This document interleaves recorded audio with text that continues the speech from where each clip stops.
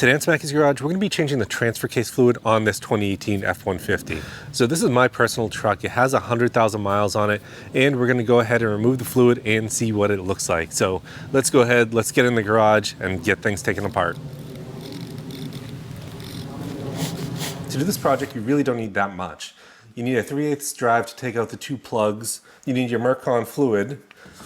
A transfer pump just makes things so much easier. And then some thread sealant to put everything back together. Now, I'll have all this linked in the description below if you do want to pick it up and do this project yourself. But like I said, not really that much needed. Now, this project should only take like a half an hour. So let's go ahead, let's get started. So to be honest, I probably wouldn't be doing this in the garage if there wasn't a storm coming. And right out there, we're getting a nor'easter, so it does look pretty bad. All right, so with the truck in the garage, the easiest place to access this is going to be from the driver's side underneath the truck. I'm not planning on lifting mine up just because it's not that hard to access. So let's go ahead under there and take a look. All right, so pretty straightforward, right underneath the truck. We're gonna focus on the transfer case. So this here is the transfer case. You can see there's two plugs. There's one here that's clearly labeled drain, and there's one up here, which is the fill. Now we're gonna go ahead and we're gonna check this first. So we're gonna go ahead and we're gonna make sure the fill one comes out like we did on the differential before we remove the drain plug. And that'll just make sure that we have a way to fill it up, and just in case this gets frozen. But you should be able to just take 3/8" drives and remove both of these plugs. Before we go ahead and remove the fill, we're gonna get something under here to catch any of the fluid that may fall. All right, so you can see under here, I do have the transfer case all set up and ready to go. I have this right here, which is going to catch any of the fluid that's gonna drain, and then up there, we can go ahead and start draining. Then go ahead and take this 3/8 and break this free.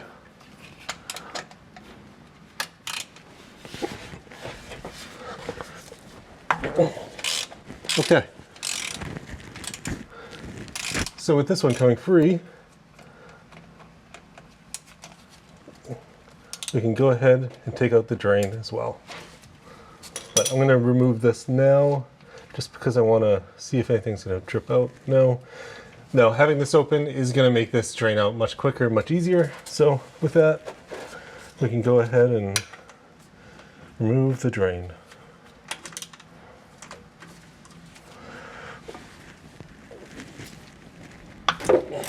They're tight, and then fluid. Okay, fluid is draining now. It actually looks pretty good and pretty clear, so not too bad. So while I'm waiting for that to go ahead and drain, I'm going to go ahead and I'm going to clean all these up and make it so that I can put the thread sealant back on. So pretty easy project to do. You know, does not take that long. Now, one thing that's important to note is as you're doing this project, you need to make sure you have the larger pump.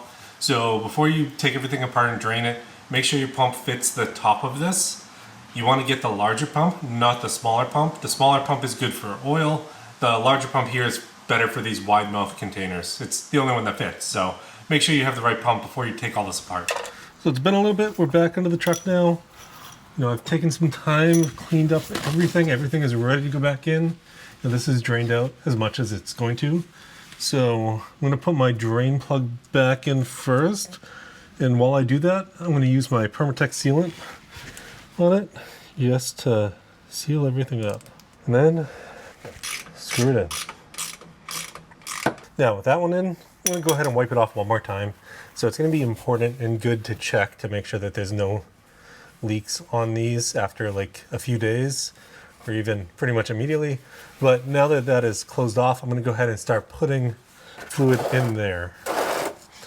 Now the goal is to keep putting more and more fluid in there using the transfer pump until it overflows. So put it in there, and I'm going to pump. That was a little bit coming out, but that's obviously not filled. That's just a little bit of leaking over.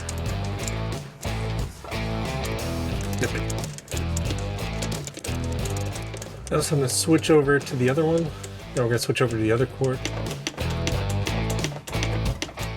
Oh, looks like we got leaking. All right, so now I'm gonna put in a little bit more just to show you. This is what it looks like when it's overflowing. So I'm gonna just go ahead and let this sit here for a little bit and top off. All right, with that slowed down, I'm gonna go ahead and give it one wipe and then put the plug back in.